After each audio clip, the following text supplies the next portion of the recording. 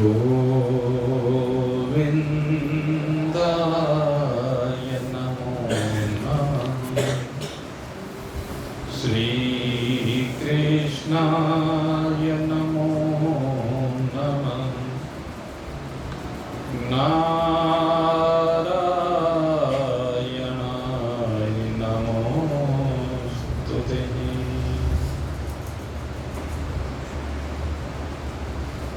परमार्थ के पथ पर हृदय में श्रद्धा और विश्वास के भाव जागृत करके निरंतर अग्रसर जिज्ञासु व्यक्ति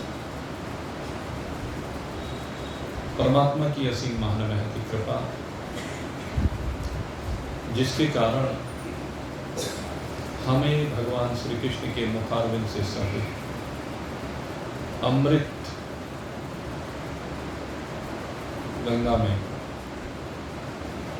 गोते लगाने और इसका रसास्वादन करने का सुअवसर भगवान प्रदान कर रहे हैं।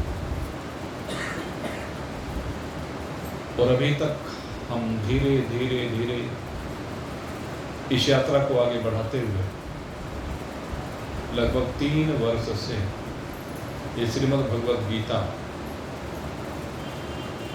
का अमृतपान कर रहे हैं। और आज ये 16वें अध्याय का पर्यवसान होने जा रहा है।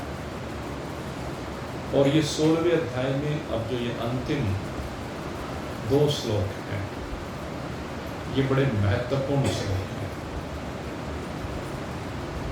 जो हमें सही बात संसार की यात्रा करते हुए उस पर ले जाने की चर्चा। अर्जुन के मन में प्रारंभ में भाव क्या था? जब अपने सन्मुख अपने स्वजनों को देखा, पितामह भीष्म,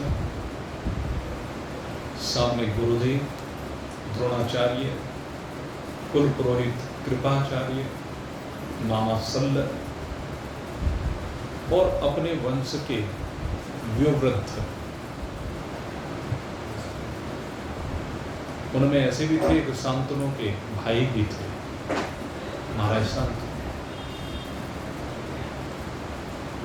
तो इसी प्रकार से बाल्यक वो उनके परिवार से जो सबसे व्यवृद्ध थे, भीष्म पितामह की तरह ही। और उसी प्रकार बंधु बांधव सखा वो भी सामने थे। तो उन सबको देखने के बाद अर्जुन भगवान से बहुत सी बातें कहता है। और वो जो बातें भगवान से अर्जुन ने कही हैं, उन बातों में विशेष रूप से मोह दिखाई दिया। उनमें परलोक का भय दिखाई दिया। मोह तो ये कि सामने स्वजन है, और परलोक का भय ये कि जब ये युद्ध होगा तो इस युद्ध में न जाने कितने योद्धा वीर गति को प्राप्त होंगे। 18 अक्षोहिणी सेना है, कई लाख योद्धा इस युद्ध में वीर गति को प्राप्त हुए हैं, जिसका भय अर्जुन को हो रहा है। और उस भय के कारण वो कहता है कि जब ये योद्धा इसमें वीर गति को प्राप्त हो जाएंगे तो वंश निवृत्त हो जाएंगे। जब वंश निवृत्त होंगे तो कुल की स्त्रियां दूषित हो जाएंगी, वर्णशंकर संतानें उत्पन्न होंगी, जो हमारे पितरों को नरक में ले जाने वाली होंगी। तो इस तरह की बहुत सी बातें अर्जुन के मन में आई कि जब वंश में कोई पानी देने वाले नहीं रहेगा पितरों को, तो पिंडों तक क्रिया समाप्त हो जाएगी। बहुत सी बातें अर्जुन के मन में हैं, लेकिन अर्जुन कर्तव्य अकर्तव्य का सही निर्णय नहीं कर पा रहा। तो इस अध्याय में भगवान ने एक विषय उठा कि बहुत से लोग ऐसे हैं जो शुभ कार्यों को करते हैं, लेकिन शुभ कार्यों को करने के बाद भी अधोगति को प्राप्त हो रहे हैं। आपने श्रवण किया जो कि शुभ कार्य करते हुए भी अधोगति में जाना, आखिर उसके पीछे कारण क्या है? तो आज इन 2 श्लोकों में भगवान उन कारणों के ऊपर चर्चा कर रहे हैं। तो आप इन 2 श्लोकों के भाव को आज भली प्रकार से समझने का प्रयास करेंगे और उसके बाद अपनी लौकिक यात्रा में कैसे हम परमार्थ की ओर चलें इसका निर्णय करेंगे। भगवान कहते हैं ये शास्त्र विधि मुत्रे च वर्तते काम करतः न स सिद्धिं वाप्नोति न सुखम न परां गतिम्। भगवान कहते हैं कि जो शास्त्र विधि के अनुसार कार्य न करके मनमाने ढंग से कार्य करता है, अर्जुन जो बता रहा है भगवान को सिद्धांत, वो मनमाना ही तो है। वे चीजें शास्त्र में तो कहीं लिखी हुई नहीं थी, वो उसके मन में जो भाव आया सो बता रहा है। बहुत सी बातें प्रथम अध्याय में अर्जुन ने कही है। तो अब भगवान ने सीधी सी स्पष्ट सी बात कही कि शास्त्र विधि को छोड़ करके जो मनमाना आचरण करता है, अपने अनुसार जो जी में आए वो बर्ताव करता है, भले अच्छा भी करता हो, मनमाना बर्ताव करता है, तो कहते हैं वह सिद्धि को प्राप्त नहीं होता है, वह परम गति को प्राप्त नहीं होता है। अब बड़ा विचारणीय विषय है। यज्ञ है, दान है, परोपकार के और बहुत से कार्य हैं। हम संसार में देखते हैं बहुत लोग हैं जो यज्ञ दान आदि क्रियाएं, परोपकार अनेक प्रकार से समाज में करते रहते हैं, लेकिन भगवान कह रहे हैं कि ऐसे कर्म करने के बाद भी वो सिद्धि को प्राप्त नहीं होता, अधोगति को प्राप्त होता है। बहुत बड़ा संशय यहाँ पर बनता है। तो भगवान आज इसका स्पष्टीकरण कर रहे हैं। भगवान कहते हैं कि जो अवहेलना कर रहा है शास्त्र की विधि की, शास्त्र ने जो निश्चित किया है उसके अनुसार न करके मनमाने ढंग से जो कर रहा है, उसके पीछे उसका भाव क्या है, ये सबसे महत्वपूर्ण है। भगवान कहते हैं कि वो अच्छे अच्छे काम तो करता है, लेकिन वो दुनिया के लाभ के लिए कर रहा है। इस दुनिया के लाभ के लिए, अर्थात इस संसार का लाभ हो जाएगा। अंदर जिसके काम भरा है, क्रोध भरा है, लोभ भरा है, अंदर तो ये भाव भरे हुए हैं, और बाहर से दिखावे के लिए वो यज्ञ, भंडारे, दान आदि, गरीबों की सेवा आदि करके दिखाता है, और उसके पीछे जो उसका भाव होता है काम कारत है, कामनाएं छिपी हुई है। और ये कामनाएं लोक की प्रसिद्धि तो प्रदान कर देती हैं। भगवान कहते हैं कभी कभी इनसे लोक में प्रसिद्धि मिल जाती है, लेकिन अंदर काम, क्रोध, लोभ, मोह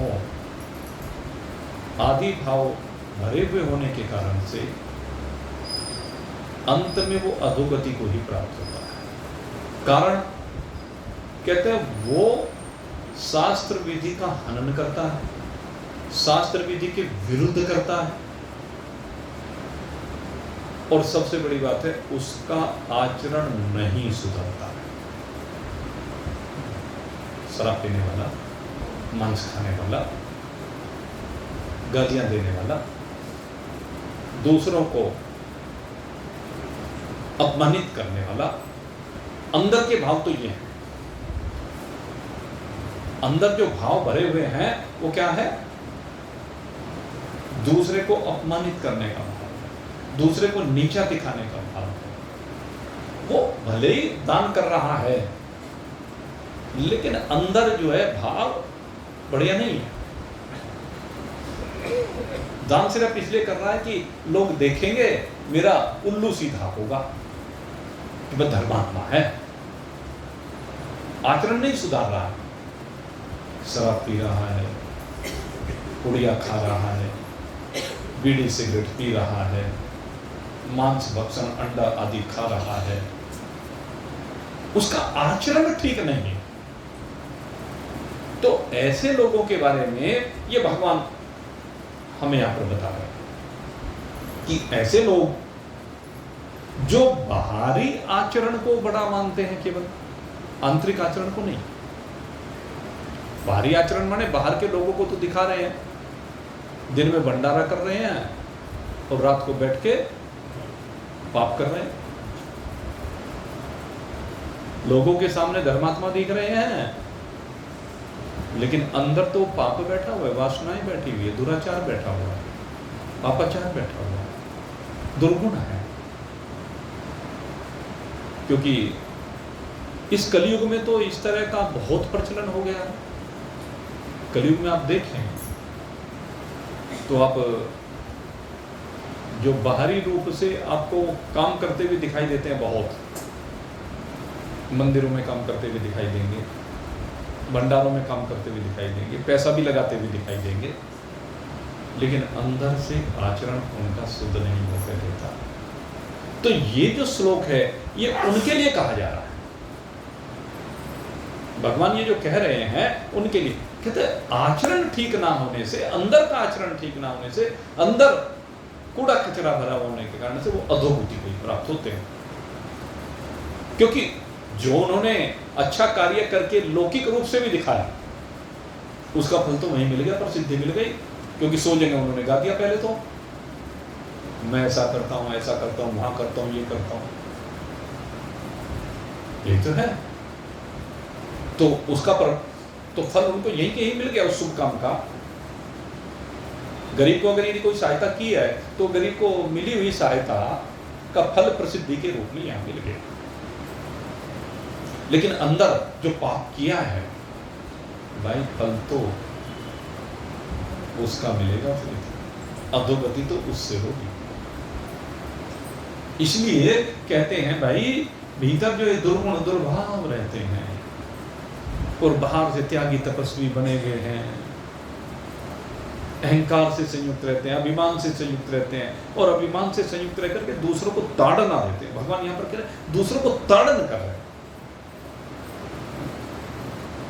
दूसरों को कष्ट दे रहे हैं, कटु वचन बोलते हैं, वो कड़वे वचन, वो कड़वे वचन बोल करके दूसरे को जहर पिला रहे। ये कड़वे वचन जब भी हम बोलते हैं, परिवार में देख लीजिए, जरा सी किसी के साथ कोई बात हो जाए, एकदम अंदर से ऐसा उबाल आता है, पता नहीं क्या ना निकल जाए, किसको क्या ना कह दे। ये है कड़वा, ये जहर जो अधोगति में लेकर जाता है। कहते हैं भीतर ये जो देह का अभिमान भरा पड़ा है ना, भीतर ये जो पैसे का अभिमान भरा पड़ा है ना, भीतर ये जो मान सम्मान पद प्रतिष्ठा का अभिमान भरा है ना, ये जो जहर है, ये जहर भगवान बहुत बड़ी बात यहां पर कह रहे हैं, इसके कारण से आपके गुण भी दोष में परिणत हो जाते हैं, ये गुण भी दोष बन जाते हैं, और उसी के कारण से कहते हैं ये अधोगति को, पतन को प्राप्त होता है। इसलिए मनमाना आचरण नहीं, भगवान ने सबसे बड़ी बात यहाँ आचरण ही सुधारने की बात कही है। कहते हैं जैसे कोई रोगी है, डॉक्टर के पास जाता है, डॉक्टर दोनों चीज देता है, दवाई भी देता है और परहेज भी। तो वो क्या है कि जो डॉक्टर परहेज कर रहा है वो उसको ना करे, बल्कि मन माने ढंग से खाना पीना करे, कुपथ्य का सेवन करे, सुपथ्य का नहीं, कुपथ्य। तो जो सुपथ्य का परित्याग करके कुपथ्य को ग्रहण करता है, क्योंकि उसकी भोजन में ऐसी आसक्ति हो गई है। जब मान लीजिए बीमार होता है तो डॉक्टर क्या कहते हैं, उनका कहना होता है कि तू हल्का भोजन कर। क्यों? आप कभी भी देख लीजिए, डॉक्टर्स लोग क्या करते हैं, पहले लिक्विड देते हैं केवल, और लिक्विड भी वो जो बहुत हल्का सा होता है। स्टार्टिंग में किसी को कोई भी बीमारी हो तो लिक्विड पर ले आते हैं। उसके पीछे रीजन क्या है कि अंदर जो गंदगी भरी पड़ी है वो सब बाहर निकल जाए, अंदर जो रोग भरे पड़े वो सब बाहर निकल जाए, उसके पीछे उनका भाव होता है। दूसरे क्या है कि जब लिक्विड लेते हैं वो सुपाच्य होता है, पहले अंदर बीमारी भरी पड़ी है, तो उसके कारण से जब वो जाता है तो वो धीरे धीरे ठीक करने लगता है। लेकिन जूस तो पिए, लेकिन जूस भी उसमें अपने टेस्ट के अनुसार, उसमें तरह तरह की चीजें मिक्स करा के, सीधे रूप में नहीं, मिक्स करा के वो अपने टेस्ट के अनुसार उन सब चीजों को तैयार कर ले, उसमें मसाला मिलाए खूब अच्छी तरह से, नमक आदि, जो ये बहुत सी चीज़ें आजकल तो पता नहीं क्या क्या मिला रहे हैं। वो सैकरीन मिला देते हैं मिठास बनाने के लिए। जो जूस वाले होते हैं, सब तो नहीं होते, कुछ वो टेस्ट बनाने के लिए, जो बड़ी बड़ी दुकानें लग गई, बड़े बड़े शोरूम से खुल गए, उसमें पता नहीं क्या क्या केमिकल डालते हैं। उससे क्या होता है कि एक स्वाद बन जाता है, तो वो स्वाद के अधीन बीमारी में भी हो रहा है। तो उससे क्या होगा, चलिए वो ठीक नहीं हो पाएगा। कुपथ्य का सेवन करने से वो ठीक नहीं हो पाता, उसका रोग दूर नहीं हो पाता। इसलिए भगवान कहते हैं कि दवाई तो वो खा रहा है, दवाई खाना अच्छा कार्य है। इसी प्रकार संसार में लोग कुछ कार्य अच्छे करते हुए दिखाई देते हैं बाहर से, परिवार वालों को दिखाओ, देखो भाई जो डॉक्टर ने दवाई दिया मैं ले रहा हूं, लेकिन खाना तो ठीक नहीं किया, परहेज तो नहीं किया। अगर परहेज पहले ठीक होता तो शायद वो बीमारी ना होता, लेकिन चलो बीमार हो ही गया, तो अब भाई इस जीभ पर तो नियंत्रण करना पड़ेगा ना, इस जीभ को तो बस में करना पड़ेगा ना। अब हम जीभ को बस में नहीं करते, कितना खाते हैं कोई लिमिट नहीं है, कोई सीमा नहीं है, क्या खाते हैं ये पता ही नहीं है। डॉक्टर कहते हैं भाई लिक्विड लो, फिर उसके बाद बहुत हल्के हल्के लौकी लो, तोरी लो, मूंग की दाल का पानी लो, खिचड़ी लो पतली सी बिल्कुल, ये है सुपथ्य दिमाग के लिए। तो उसी प्रकार से कहते अंदर भी तो ठीक करो ना, केवल बाहरी बाहरी को आप ठीक करके दिखा रहे, अंदर को ठीक नहीं कर रहे हो तो कैसे बात बनेगी। यही बात भगवान कह रहे हैं, अंदर बैठे हुए काम क्रोध मद लोभ अहंकार, और ये सबसे बड़ी ईगो। मैं आपको सबसे बड़ा विकार यही बता रहा हूं, व्यक्ति को जो अधोगति में लेकर जाता है, ये व्यक्ति की ईगो लेती है। ये जो हमने अपनी एक ईगो बना ली है, और उस ईगो के कारण हम चाहते हैं कि सब हमारे अनुसार काम करे।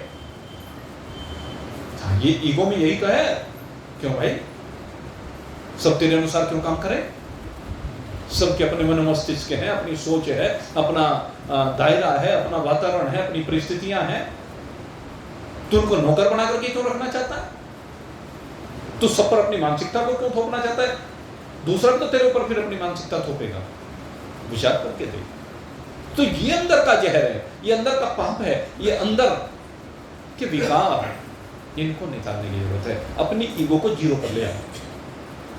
जिस दिन व्यक्ति की ईगो जीरो हो जाती है उसी दिन उसके संकल्प समाप्त हो जाते हैं, और जब संकल्प समाप्त हो जाते हैं तो समझ लीजिए उसका सारा प्रारंभ, उसके सारे जो संचित कर्म है वो ज्ञान की अग्नि में जल करके भस्म हो जाएगा। ये ईगो समाप्त हो। ईगो ही थी तो रावण की, रावण के अंदर ईगो ही तो थी। उस ईगो के कारण ही तो शास्त्रों का विद्वान होते हुए भी आप चिंतन करें। वैसे तो शास्त्रों का विद्वान था, चारों वेद उसने पढ़े हुए थे, बड़ी बड़ी शक्तियां उसके पास थी, बड़े बड़े तप उसने किए थे, लेकिन जब ये शक्ति आ गई तो उनका जो शक्ति आई उनका दुरुपयोग करने लगा और वो आसुरी स्वभाव को प्राप्त हो गया। ये इसी को तो कहते हैं अधोगति। अंदर तो उसके दुराचार भरा हुआ था ना, पापी था, तो वो चीज उसके अंदर से जाके नहीं थी। इसलिए मेरे मित्रों, भगवान यही हमें समझा रहे हैं कि अंदर को सुधारो। बाहर आपसे यज्ञ नहीं हो रहा है, बाहर आपसे दान नहीं हो रहा है, बाहर आपसे परोपकार नहीं हो रहा है, आपकी शक्ति सामर्थ्य नहीं है, कोई बात नहीं, लेकिन अंदर का अगर आचरण आपका ठीक है तो भी आप सद्गति को प्राप्त हो सकते हैं। क्योंकि सबकी शक्ति सामर्थ्य परिस्थितियां ऐसी नहीं होती कि वो कर सके। कोई गरीब है, कोई अमीर है, किसी के शरीर में सामर्थ्य है, किसी के शरीर में सामर्थ्य नहीं है। सामर्थ्य तो होते हुए भी शरीर की सामर्थ्य या परिस्थितियों की अनुकूलता ना होने के कारण से वो नहीं कर पाता है, तो कोई बात नहीं, अंदर तो भाव है ना। भिलनी का अंदर ही तो भाव था। जब पूर्व जन्म में वो महारानी थी तो उसका भाव यही था कि मैं संतों की सेवा करूं, लेकिन उस राज मर्यादा के कारण से संतों की सेवा नहीं कर पाई, तो उसी के कारण से तो अगले जन्म में संतों का संग मिला, और संतों का संग मिला तो भव से पार हो गई। मतंग ऋषि के आश्रम में जाकर के उनकी सेवा की और सब संतों की सेवा की, और संतों की सेवा करने से वो अधोगति को प्राप्त नहीं, वो परम गति को प्राप्त हुई। यह भाव तो अंदर को सुधारना है, अंदर के विचार को सुधारना है, अंदर के भाव को सुधारना है। जिसने भी अंदर के भाव को सुधारा है निश्चित रूप से वो कल्याण को प्राप्त हुआ, उसका भला हुआ, उसका कभी अहित हो ही नहीं सकता। जब तक हमारे अंदर ये जहर घुला हुआ है तब तक हित नहीं हो सकता, ये पता। और जब ये इस जहर को अमृत के साथ मिलाकर के अमृत बना दोगे ना, उसी दिन तुम्हारा उद्धार होगा। भगवान ये कहते तो न सिद्धिं वापनोति ही, इसीलिए वो सिद्धि को प्राप्त नहीं होते। और कहते न सुखम, सिद्धि नहीं, सुख भी नहीं मिलता। आप सोच के देख लो, जितने शराबी वगैरह इस तरह के गलत आचरण करने वाले होते हैं, ये अपने आप से चाहे कुछ भी बनते रहो, अपनी मेजोरिटी में बैठ करके चाहे कुछ भी कर लो। इनके घर वालों से पूछ के देखो, इनकी घरवालियों से पूछ के देखो, इनके बच्चों से पूछ के देखो, वो चाहे मुंह से कहे नहीं, लेकिन उनके संग रहते हुए उनका जीवन नरक बन जाता। तो वो अधोगति में नहीं जाएंगे तो क्या होगा? जिस व्यक्ति की वजह से उसके परिवार का जीवन नरक बढ़ रहा है, वो व्यक्ति सद्गति को कैसे प्राप्त हो सकता है? उसकी तो अधोगति होगी ही। विचार करके देखें। एक पिता के सामने, एक पिता के लिए किसी बच्चे के सामने उसके मित्र कहते रहे तो शराबी का बेटा है, ये तो उस फलाने दुराचारी का बेटा है, तो उसके दिल पर क्या बीतती होगी? वो किसी को ये कहते हुए भी शर्माएगा कि ये मेरा पिता है। यही तो अधोगति में ले जाने वाले कर्म हैं। जब बच्चे भी सम्मान ना करे, पत्नी भी सम्मान ना करे, तो फिर अधोगति तो होगी। मंदोदरी बड़ी सती सतवंती थी। पतिव्रता नारियों में, श्रेष्ठ नारियों में मंदोदरी की गिनती होती है, लेकिन मंदोदरी की गिनती उन पतिव्रता नारियों में होने के बावजूद भी उस दुराचारी रावण की गलत नीतियों का कभी भी समर्थन नहीं करती थी। उसे सदा समझाती थी कि सन्मार्ग पर चल, सन्मार्ग पे चल, तू पाप के मार्ग को छोड़, तू सीता का जो हरण करके लाया है ये तुझे जला के रख देगी, इसका साथ तुझे भस्म कर डालेगा। बहुत बार समझाती थी मंदोदरी।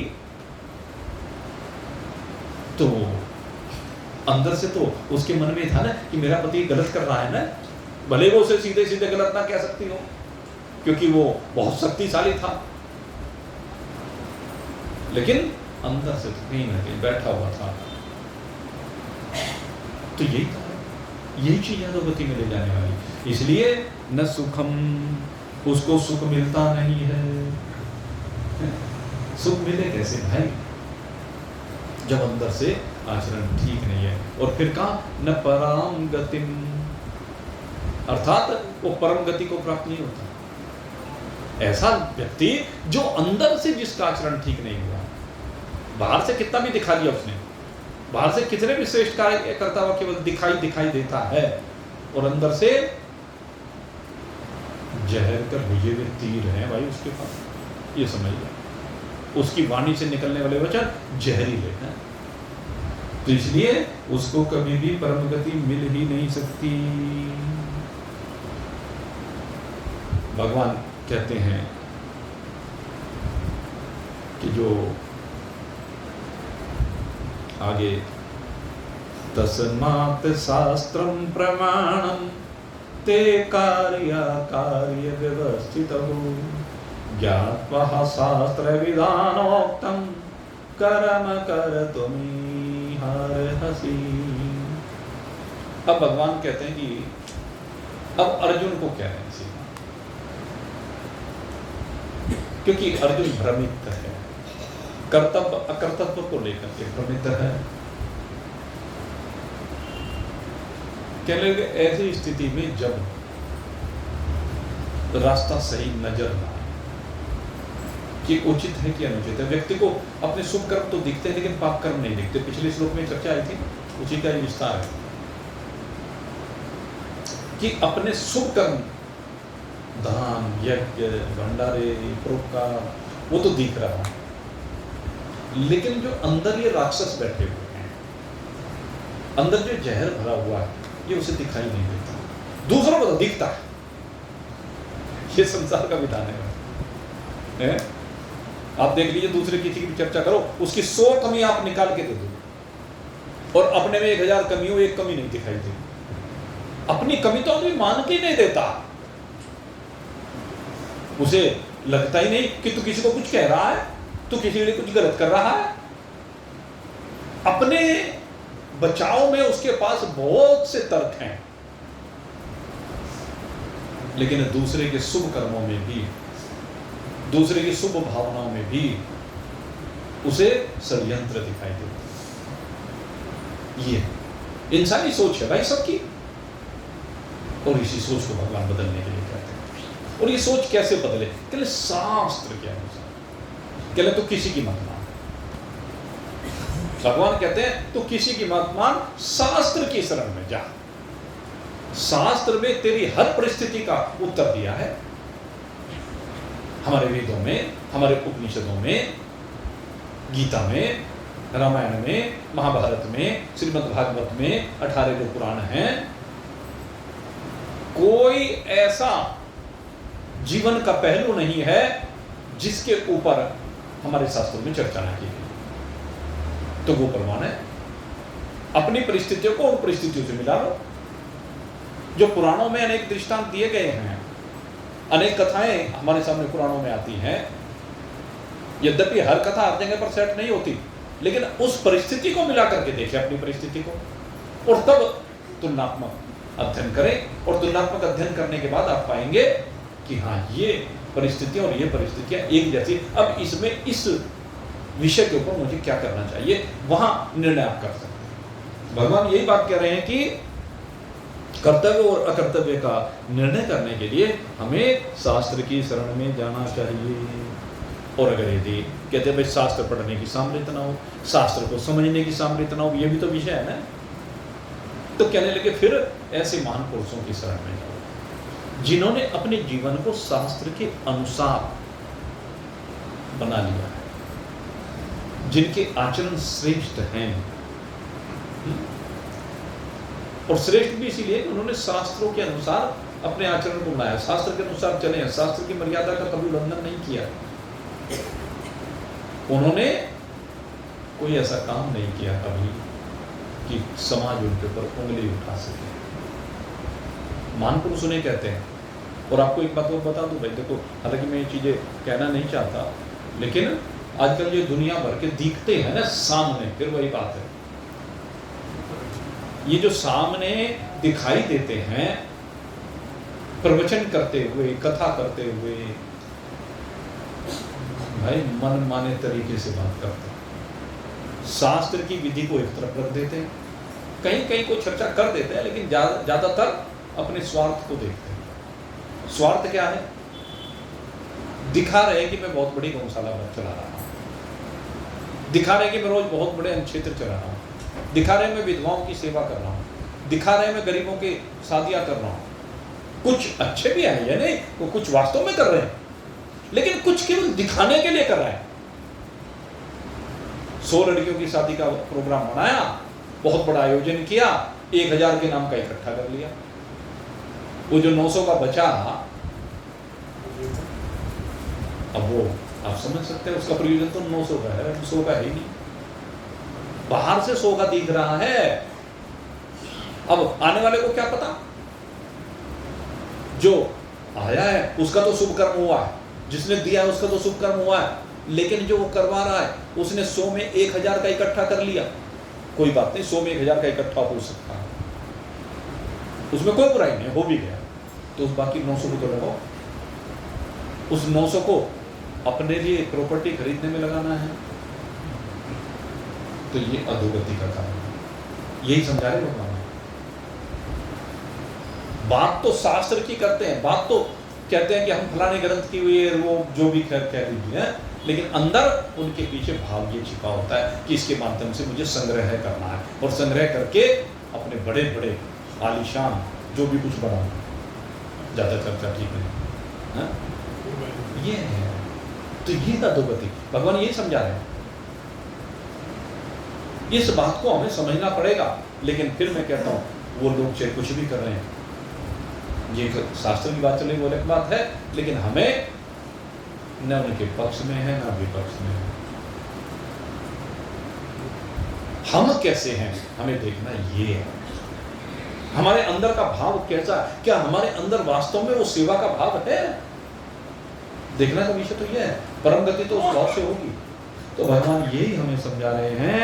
तो महान पुरुषों के आचरण, पहले त्यागी तपस्वी महान पुरुष हुआ करते थे, जो भोगों में लिप्त नहीं हुआ करते थे, जिनको अपने लिए सुख सुविधाएं नहीं चाहती थी, जो भगवान ने भेज दिया उसको प्रसाद समझ करके जो स्वीकार करते थे, उनका आचरण सदा ही शरीर संसार के लिए हुआ करता था और मन परमात्मा के लिए हुआ करता था।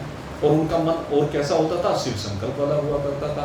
शिव संकल्प से तात्पर्य वो जो भी उनके संपर्क में आए उसी को चाहते थे कि ये भी परमात्मा को प्राप्त कर रहे हैं। वो ये नहीं चाहते थे कि ये धनाढ्य बन जाए, वो ये नहीं चाहते कि संसार में इसको बहुत बड़े बड़े पद मिल जाए, बल्कि वो चाहते थे कि भगवान का भक्त बन जाए। वो ये चाहते थे कि अपने स्वरूप का बोध प्राप्त कर ले। महान पुरुष तो इनको कहते हैं, जो चाहे कि आपका आचरण सुधरे, आप उस तत्व से संयुक्त हो जो आपको परमात्मा की ओर ले जाएगा। ये महान पुरुषों का ध्येय हुआ करता था। महान पुरुष किसी को धनवान होने के आशीर्वाद नहीं देते, आपको बताएं। महान पुरुष किसी को संतान के लिए आशीर्वाद नहीं देते।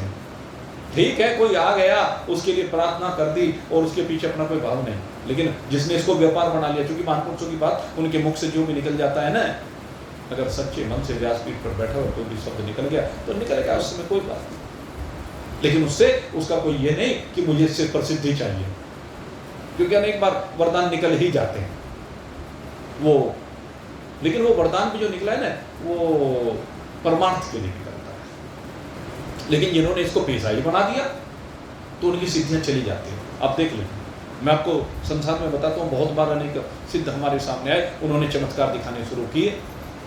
किसी ने किसी तरीके से, किसी ने किसी तरीके से बताते चले गए, अंदर की बात बताते चले गए, पूर्व जीवन के यात्रा में क्या क्या घटित हुआ वो सब बताते चले गए, और आगे के लिए बता देते हैं भविष्य वक्ता बन करके। लेकिन ये चीज़ें उनके पास फिर ज़्यादा दिन टिकती नहीं। आप किसी को भी देख लेना, ये जो ऐसे चमत्कार करके दिखाते हैं, शुरू शुरू में सिद्धि आती है जो कि तब है, लेकिन उसके बाद क्या है, वो प्रसिद्धि के पीछे जब लग जाते हैं तो वो सिद्धियाँ जाने वाला। तो भगवान इसी बात को समझा रहे हैं, तू जरा अपने आप को अंदर को ठीक कर, अपने अंदर के आचरण को ठीक कर। इसमें शास्त्र प्रमाण है, महान पुरुषों का आचरण प्रमाण है। ज्ञात्वा शास्त्र विधान, ज्ञात्वा शास्त्र विधानोक्तम कर्म कर्तुमिहार्हसि।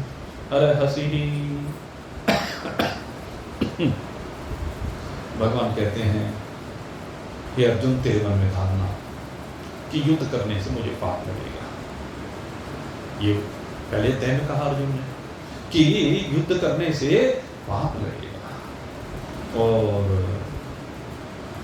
लेकिन तू ये नहीं समझ रहा। अरे जो क्षत्रिय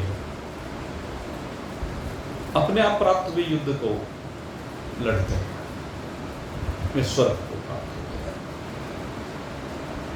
कहते अपने आप प्राप्त हुआ, तो ये तूने तो इसकी इच्छा नहीं की ना। कई बार जीवन में ऐसी परिस्थिति आ जाती है कि लड़ना पड़ता है। कोई बात नहीं, अगर ऐसी परिस्थितियां बन ही गई हैं, तेरा अंदर से भाव यह कि नहीं मुझे लड़ना नहीं है, लेकिन फिर भी अगर परिस्थिति आ गई तो भाई उसका सामना तो करना ही पड़ेगा ना। इस महाभारत के युद्ध को रोकने के लिए सबने प्रयास किया।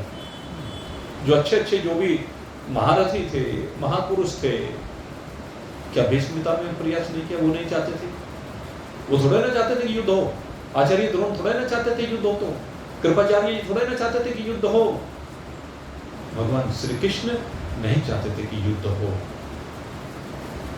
भगवान श्री कृष्ण इसलिए आप देखिए पांडवों के दूत बनकर के हस्तिनापुर में आते हैं, लेकिन वो दुष्ट पापी वहां भी भगवान की अवहेलना करता है। क्या उसे पता नहीं कि ये भगवान है? दुर्योधन को क्या पता नहीं था कि ये भगवान है?